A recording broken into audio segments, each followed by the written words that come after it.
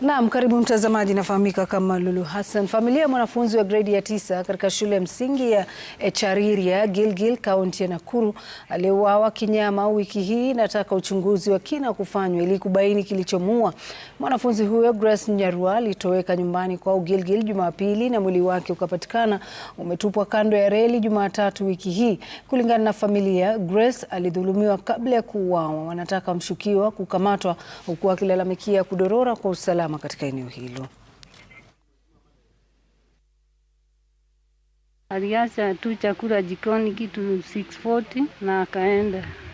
Kutoka sasa hapo hatukumuona tena, tulimtafuta tukamkosa. Na niliposongea kwa hakika nikimtazamia kwa umbali niliweza kushindwa na nguvu, nikaishiwa na nguvu na nikajipata hata nimeanguka kama mwanaume. Nilienda jana, nilihuzunika sana kwa sababu nilikuta hiyo mtoto amedungwa kichwa hapa katika masikio, na hiyo ingine alikuwa amedungwa hapa kwa uso kisu moja, na kwa mdomo alikuwa amekatwa hapa, na tena shingo alikuwa amegongwa hapa kisogo, na tena shingo ilikuwa imevinduliwa hivi.